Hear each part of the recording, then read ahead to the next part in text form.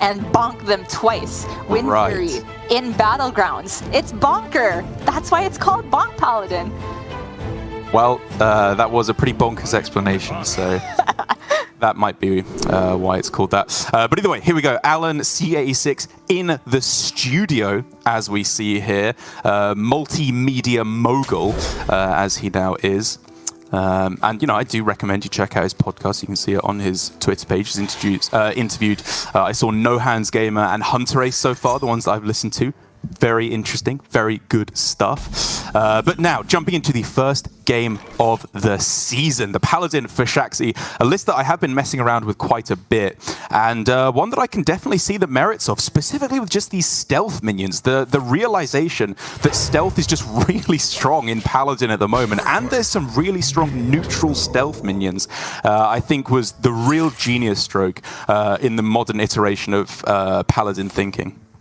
Yeah, there were these paladins that were running Robes of Protection. I think some people are still running that, and I think it's still a very valid list, but players like Shaxy recognizing that you can just kind of run minions that have somewhat built-in robe effects, like the stealth, that also have additional good effects, like the SI7 Skulker. I keep thinking it's a rogue card, but it's not. It gives you a lot of chances at a smoother curve, and I think the original hand buff Paladin was already a good matchup against Demon Hunter. Not quite sure if this gets better with the addition of secrets, but I will tell you that Oh My Yogg is still a highly disruptive card in this meta.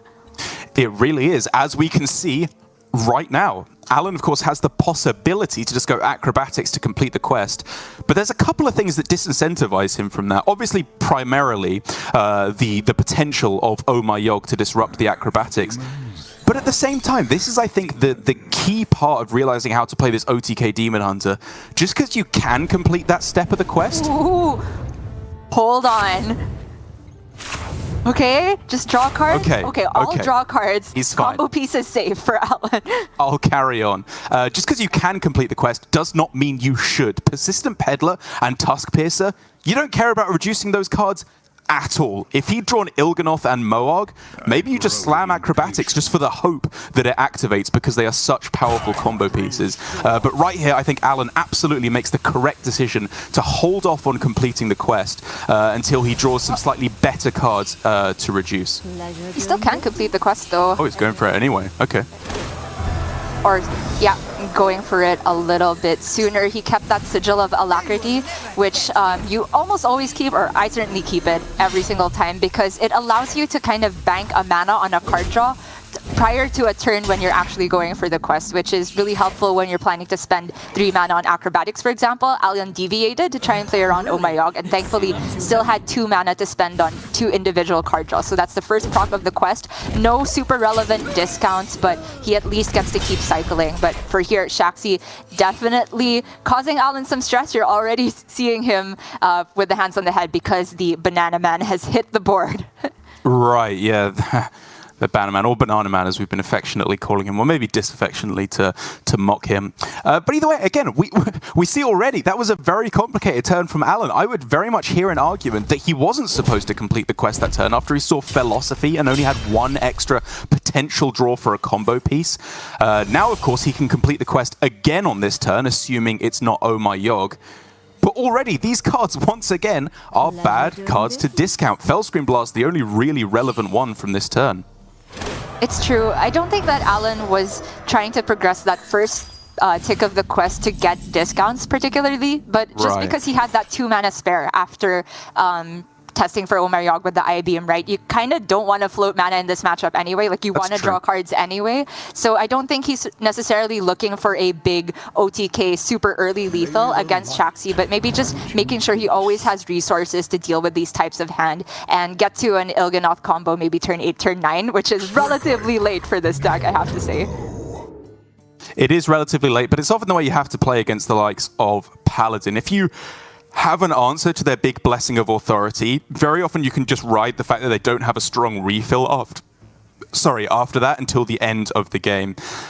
This, however, is looking a bit awkward for Alan because he has the removal tools, absolutely, with double Immolation Aura to be able to answer all of this, but it's about how he wants to answer the continual follow-up as well. Because if he doesn't hit any card draw and just removes, he's going to lose this game. Because eventually he will run out of combo pieces just removing the board. And even though we were talking about those burns not being overly significant, he did burn like cycle pieces that he would like to potentially have, because this turn looks like a very easy immolation aura, but what's he doing with the rest of his mana? One sigil and then hero power? It feels entirely inefficient against this deck, and he knows that the next turn he wants to be spending his mana on card draw to progress the quest even further, because he's getting 2 draws from the natural draw plus the sigil, but he won't necessarily have the mana then to clear this next board from Shaxy. So it's all about how Shaxy decides to refill, and now he has this option of just Blessing of Authority after attacking, or he could go a bit wider because he's seen an immolation. Well, I'm wondering how you feel about Blessing of Authority pass. We don't even attack at all, just to keep the stealth intact, because at that point we, you know, obviously, if we just draw Battle Master off the top, we just win, right? Because you have Conviction plus the Wind Fury effect for like almost 30 damage on one turn. But at the same time, you're losing damage. You've already seen an I-Beam, which is the premier way to deal with one of these big minions. So maybe you're just missing 3 damage at that point for almost no reason. Yeah, it's so close, right? Because it does go up to 9 health, which is still really difficult for Demon Hunter to get rid of, especially with the I-Beam use, like you said, because even Moarg I-Beam is not enough to deal with that. So I kind of like cashing in the 3, maybe just to play around other healing breakpoints. Okay. And Shaxy gonna go ahead and drop the Righteous Protector as well to be a second Conviction target. So he's setting up a potential lethal that doesn't even include the Battle Master, because this is 12 on board plus the 6 from the Conviction. Oh. Just very awkward, all things considered for Alan. He, of course, has Arcanist Arcanist Immolation Aura, in order to deal 6 damage. But even then, he doesn't have the follow-up to kill it. He has no I-Beam. Arcanist Fellscream Blast instead does even less to try and clear the board. Also, we haven't talked about this next secret, which Alan knows is not Oh My Yogg, so it has to be Galloping Savior. I believe Shaxy's just running those 3, 2 copies of Yogg and 1 Savior. And so if Alan wants to play 3 cards this turn, don't think he necessarily has to, it would end up with a 3-4 on board. It's really difficult to play around these secrets on ladder when you don't know necessarily what your opponent is running. Right. But for here, it looks like Alan is just going to soften up the board a little bit, get some healing. It's using up 1 Fellscream Blast, but he knows he has this other one. So right now he's valuing the second Immolation Aura a little bit higher. It's really, really difficult in these spots because he's so many pieces away from a true combo. So true. Well, obviously Shaxy will be thinking this is step 1 in clearing the board. If they make a play like this, you kind of have to at least have a contingency plan for if they do the remaining 6 damage. So while he could go, attacking with Carrier Roam, double Conviction just to smack him in the face for as much as possible, you do want to bear in mind that they're probably clearing it here. And so you want the follow-up as well. So I like just developing maximum stats and saving the damage here. For Alan to clear this board's second Arcanist lets him just delete everything with the Immolation Aura. That's what the Fellscream Breakpoint gave him. Chaos Leech plus Immolation Aura gets rid of some things, but it also procs Galloping Savior. Notable that Trading is not playing a card, so it's not counting towards the tick, but he already played a Crimson Sigil Runner too. Yeah. Man, that is awkward, because I'm wondering if there's any way you can make the Galloping Savior proccing work to your advantage, or at least just be neutral by clearing it with the aura. But unless you draw an extra card, you can't make that work. And if you draw an extra card, you don't have the Chaos Leech because you'd have to pick the runner or the Spectral Sight. It's a very, very awkward conundrum for Alan. It's really tough, especially since he's on the 3rd tick of quest completion, which doesn't discount anything immediately, right? It gives you Kurtrus, right, which means that he only has this 3 mana to work with from this point, even if he gets the tick done, and he did get the tick done.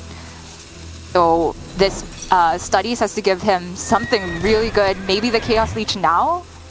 Yeah, he can go for it, the Fellscream Blast, and he's able to clear off the 11 damage. Still looking at 1 off lethal now. Oh no, with the healing as well, he's able to survive a bit more, but it's very close. It's getting to an awkward point. 8 plus 12. That's just lethal, sorry. Right? Yeah. on the response, he was able to get it done.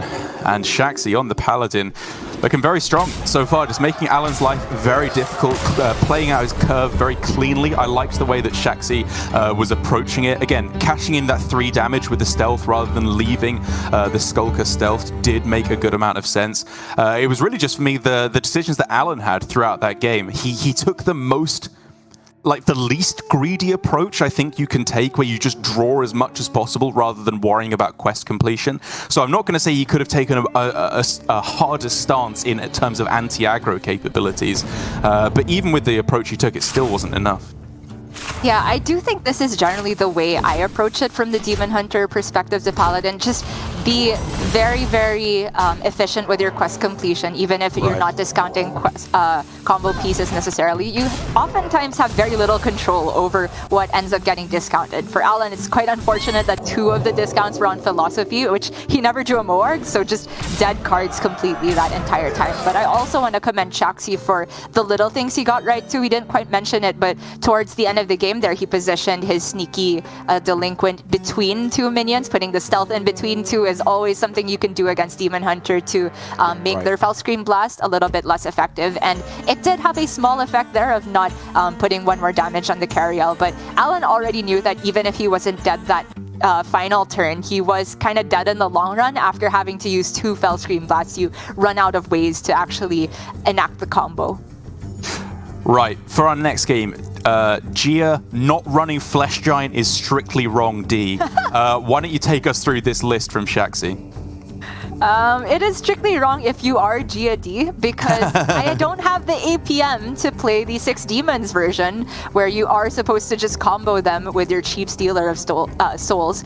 But this version that Shaxy is running is the hybrid Zoo version of Quest Warlock. We have decided on there being roughly 4 umbrella archetypes that we can divide Quest Warlocks into. This is the one that is running Flesh Giants and Flame Imp and Bloodbound Imp, so the Imps kind of make it Zoo. The addition of Flesh Giant plus the demon package from the 6 demon version of the Stealer of Souls and the Nightshade Matron and the Freed Mission makes it a hybrid version. So the kind of game plan of this is basically quest on 1, you play imps on 2, you basically just try to get your giants down on 4, play demons for really cheap, get the board completely in your advantage, and the quest completion is just a bonus essentially.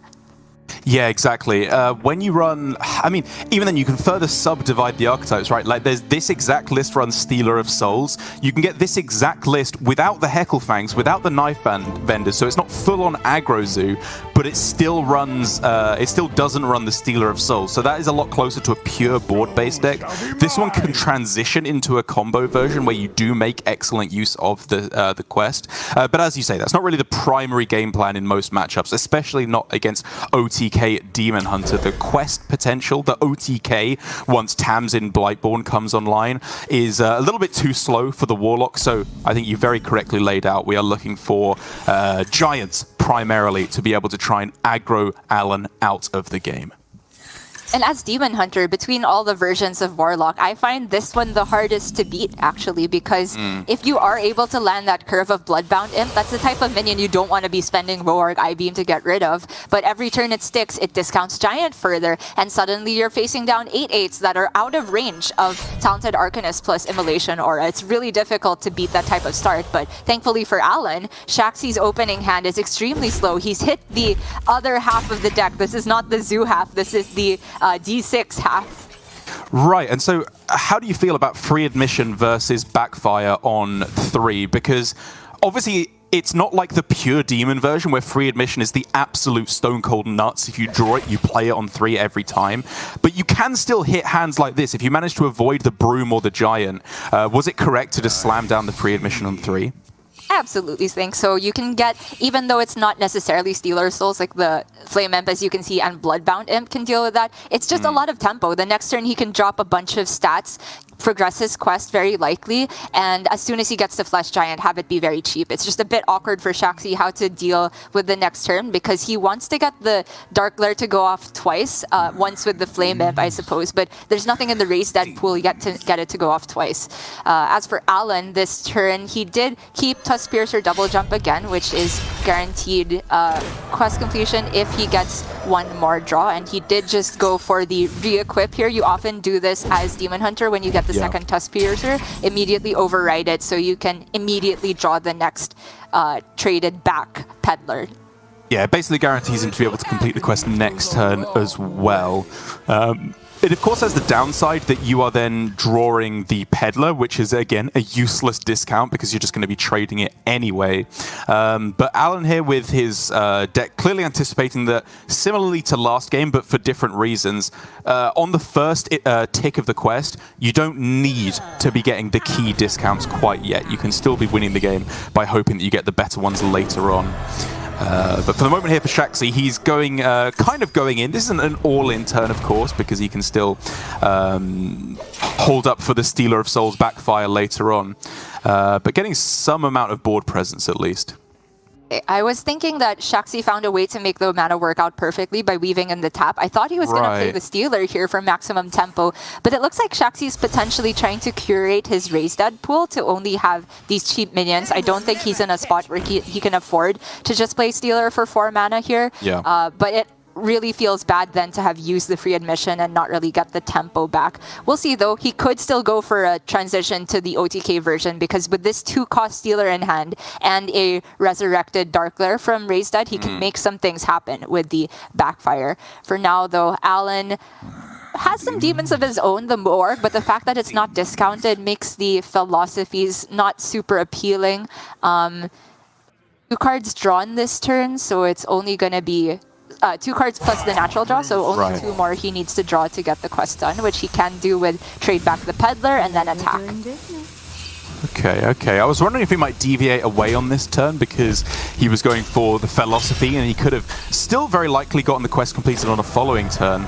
But once again, he's going for a quest completion that is not that impactful in terms of his OTK. Talented Arcanist is now the only combo piece that he has discounted, so he's going to have to survive until like turn 8, very possibly, until he's actually able to get a quest online, an OTK online, sorry, potentially even later.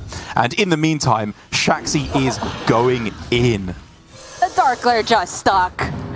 Yeah, alright. Never mind about me saying the quest completion is just a bonus. It's just a position for Shaxy here. And he has Flesh Giant. Oh my god. Best of both worlds. But for anyone who isn't familiar with how this works, the Stealer Soul makes every card he draws here cost health instead of mana. So as long as he has the health to get this done and play the Tamsin, I can't do the math quickly enough to figure it out, but I think he does, right? Yeah, I think there's some slightly, over completion of the quest here. He's clearly having to think a bit to catch up, and he might rope out because of that. This is the problem with Quest Warlock. He should have played this like 5 seconds ago. That can make all the difference in the world, because this animation to get Tamsin in your hand takes a very, very long time indeed. Now he's got to play it and play all the healing effects so he doesn't just die from a mini OTK from his opponent. I don't think he got everything in that he wanted to. Yeah, I mean, the hesitation here is killer, right? He was thinking, can I afford to play Tamsin here? And he was just thinking, oh shoot, if I leave myself on 6 HP, I'm dead to just like Il'gynoth, Moarg, and Fellscream Blast. That's all it takes. So he was diverting from Tamsin, going for the heal, got some cards drawn, and did heal to 15, which is relatively safe because Alan here just did not hit very good discounts, like he said. So I think Shaxy is in prime position to close it out next turn. He is looking to be in a good spot. He might struggle to actually kill his opponent on the following turn. It will depend like what Raised Dead offers him, how much mana he has to work with, because obviously Dark Glare can't give mana once you've played Tamsin, because you are no longer actually damaging yourself. But for this turn at least, Alan can very happily clear the board. He's got Arcanist, Immolation Aura, and then I-Beam on the Giant to be able to clear the board, and most importantly, kill off the Stealer of Souls, because if he didn't kill that, it would just be GG. Yeah, this is a very big deal. Getting rid of the Giant is huge as well because Shaxy does have a minimum like 10 damage from hand after playing Tamsin, right? Including the Raise Dead.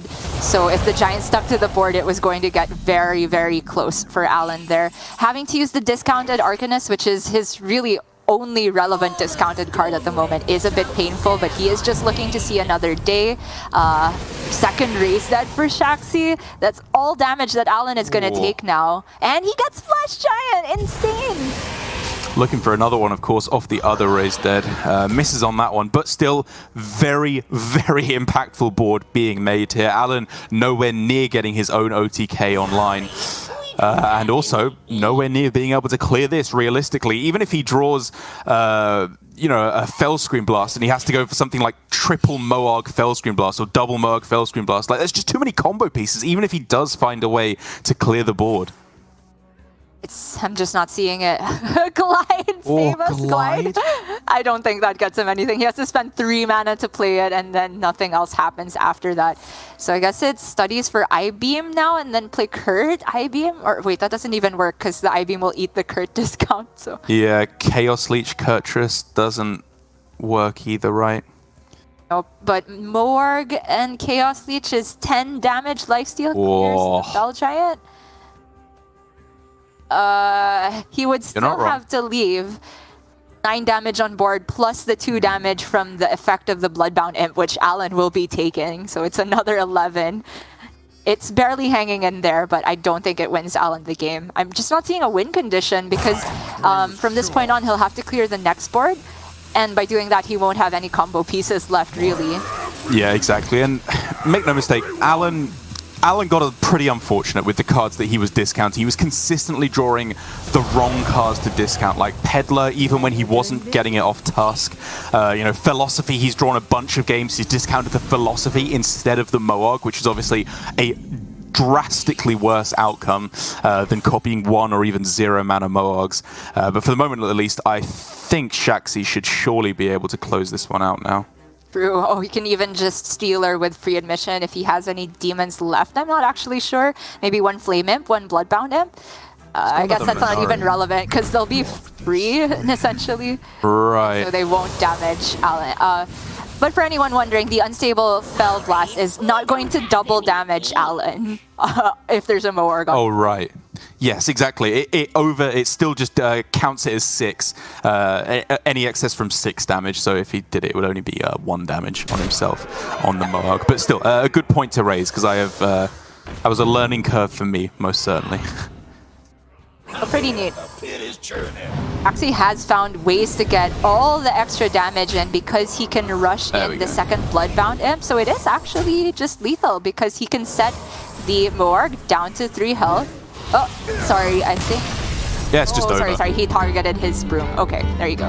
Yeah, he was just doing that to get the attack in with the Bloodbound Imp. Very, very well played from Shaxy. I think that all points along the way, you know, even as I was saying, the free admission, you know, we all knew that it was the correct play to go for it on that turn 3. But I think he knew exactly what he was looking to go for. That one turn where he, like, floated 2 mana with the Flame Imp and the Dark Glare was a little bit strange, but even then, I think that he overall piloted it very, very well, knew what to look for in the matchup, got those Giants down. And again, we can argue about Alan's play. I would be kind of half-hearted in doing so, because I think he realized that he did kind of have to get moving on his quest completion and pray that he got the good cards. He just did not get the good cards to discount, and so he could not keep up with the Zoo Warlock. Yeah, very rarely do I find that you have the option to wait on quest completion, like you said, because especially if you've invested any card draw at all, it means you might not have the capability to draw 5 cards the next turn, and then you miss discounts altogether. So I don't think Alan's overall game plan had any flaws to it. It's just quite a difficult matchup, and the discounts he got certainly didn't hurt. But also, Shaxy's gameplay, even though I didn't quite immediately understand the reasoning behind holding on to the Stealer's Souls, it looked perfect after the Dark Dark Glare stuck. I still think it had merits to just playing it down on board there, because if the Stealer had managed to be cleared, he did just have Raise Dead to bring it back, play it again, and true. it's actually not that easy for Demon Hunter to clear back-to-back 2/6s. But either way, Shaxy recognized that sticking those two cards together and going for that hybrid D6 plus Zoo game plan was a very powerful way to get the matchup done. Very, very powerful indeed. Alan finally switching off of his OTK Demon Hunter when I believe OTK Demon Hunter is the only deck left for Shaxy on the other side. And I'm glad that we're getting to see this matchup because, you know, Anaconda Druid, this is essentially the same deck that we had pre-expansion. You can slot in 1 or 2 best in shells just because it's a very, very powerful card to summon 2/7 taunts for 6 mana, especially when it's tradable as well as a big upside. But pre-expansion, it was very, very powerful against OTK Demon Hunter. You got too many minions online too quickly. They were too big a lot of the time for you know, the ability for Arcanist plus Immolation Aura to clear, Arcanist I-Beam, Moarg I-Beam, any of that. They were just too big because of all the buffs from Arbor Up that you threw down on them. But now, I wonder if that is still the case. Can this deck get going quickly enough? If you hit Sigil of Alacrity into Il'gynoth and then complete the quest and you get like a 2-mana Il'gynoth at the start of the game, you can pretty much beat any deck in the game at that point. Right, yeah. That's why when we bring up this argument of, oh, this deck doesn't beat Demon Hunter when it gets that hand, I'm like, no deck beats Demon Hunter when it gets that hand, right? So you have to build your lineup if you are trying to beat up on Demon Hunter in such a way that what's good against the average draw from Demon Hunter, which I think it's more realistic to expect turn 7-ish lethal if they get the good discounts, or if not, they clear your board and do it a bit later. And Anaconda Druid can absolutely get going before turn 7. You can play Ramp, you can get Glowfly online because it's still running that aspect of Token Druid and force them to have the Immolation Aura every single turn. You're also talking about how the minions are a bit too big. The 7 health stat line, you're right, is absolutely just that little bit perfect to stay out of the range of Immolation plus Talented Arcanist. So I think as long as Alan can hit the Anaconda, and he has, he's in a very good spot here. He is in a good spot. And you know what? I'm feeling like I'm in a good spot. It feels so good to just be loving these conversations about the minutia of Hearthstone once again. Like, what you don't even realize at home is this is the 3rd time we've had to talk about all of these matchups after 2 rehearsals with me and Gia. And I'm still finding new stuff to talk about all the matchups. Whilst maybe not finding new jokes and repeating all of them after I came up with them in rehearsals. But yeah, very, very exciting, I think, to be a Hearthstone fan right now, as Shaxy on the other side is showing Alan how it's done. This hand is the juice. This is really powerful. This might be the hand that Demon Hunter can beat any class with.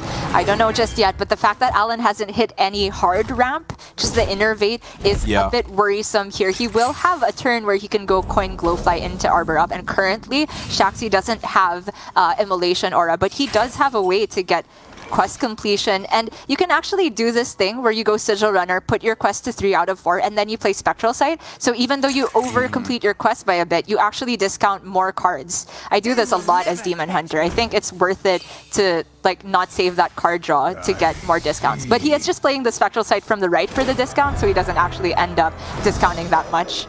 Right. And yeah, okay, you know, this is fine. I was wondering actually on that turn, if he hadn't drawn exactly Spectral Sight, I kind of have the suspicion that he might have not completed the quest on that turn, because as you said, the downside of delaying your quest is you potentially don't complete it the next turn because you've already invested some amount of card draw. But he has so much in hand, with another Alacrity, Spectral Sight, Tusk Piercer. You can then trade the Peddler as well. But I think because he got Spectral Sight, at that point, yes, I agree. You want to cash that in while you can. And even though, again, he did not discount any combo pieces, he can set up for a very, very powerful play next turn where he tries to get his combo online for, you know, potentially turn 5 or 6 if the stars align. And disagree. I think he still would have played the left spectral side if he hadn't got the right. Just because you want to draw in general, because you are looking for specific cards in this matchup while you're going about quest completion, like the Immolation Aura. I think it's very important to make sure your resource pool is holding up, even though it's not necessarily your discount pool. Again, it's very hard to curate what cards actually get discounted, because like if you wait on quest completion, what if like your Moarg is the very next card that you have to top deck, and then you have to wait another turn. It's all very, very awkward. So Shaxy could again go for that kind of combo you were talking about where you overcomplete WoW by going... Well, you could have gone Illidari Studies and then Spectral Sight in order to draw 2 more cards, which... I mean, I know I've been advocating for delaying completing the quest. I thought it was great on that turn. Me too. I guess Shaxy is saying he wants better discounts than this, because I-Beam is another one of those cards that is not super relevant to discount. And at least in terms of resource pool, he has that Immolation, which is something you definitely want to make sure you have in hand prior to getting greedy. Very interesting. It's a deck that I think we will have many arguments and hopefully a lot of fun talking about the different decisions that you can make along the way. But now, of course, Shaxy has drawn 1 card, so he could go Spectral Sight, draw with the Tusk Piercer and trade. He could still do that with the mana he has available and complete the quest, as it looks like he is this turn opting to do.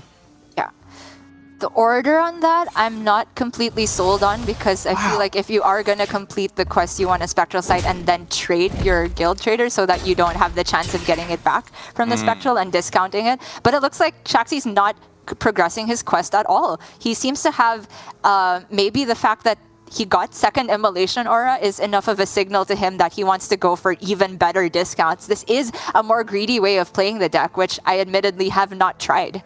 Yeah, it's kind of clever, right? Because as long as he has Tusk Piercer at 1 durability and Spectral Sight on the left, he can just wait until he draws Il'gynoth or Moarg and then just do it instantly. As long as he has mana for Immolation Aura as well to clear a big board, hopefully, he can just quite happily carry on like this and always have the potential to complete the quest. But now, finally, Alan is putting forward a real threat on the board. The Glowfly was very, very easy to clear off. This is a little bit more complicated and demands a lot of thinking from Shaxy as to what is vital to hold on to and what you can get rid of.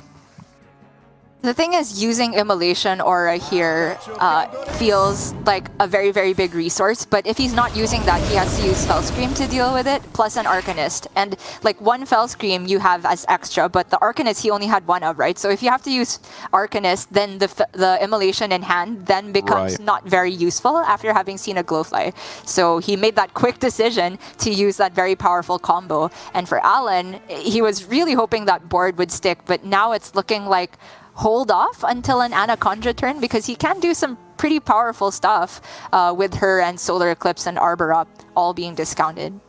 Yeah, he really just wanted like 1 more mana, because if he goes Innovate Arbor Up, he can't then go like Innovate Solar Best in Shell on the following turn. And obviously he wants to just go for Solar Arbor on the following turn as the most likely play. But it's all just a little bit awkward. Now, however, Shaxy, things could not be cleaner. Skull into Il'gynoth and Moarg. If he draws 1 more card, that's just a straight up 0 mana Il'gynoth. Doesn't even matter. Like, he has 3-0 mana more. It's usually double Philosophy here. That's GG next turn. Wait, is it? Okay. Yes. So the Philosophies are not outcastable. So that means that the Moargs don't go up to the 5 health breakpoint. So if you play 3 of them at once, you can't actually double Fell Scream your own. Oh, sure. But the second Alan plays like a decent amount of minions, it is lethal for Shaxy. Because 3 Moargs, Il'gynoth, and 1 Fell Scream Blast is already 24.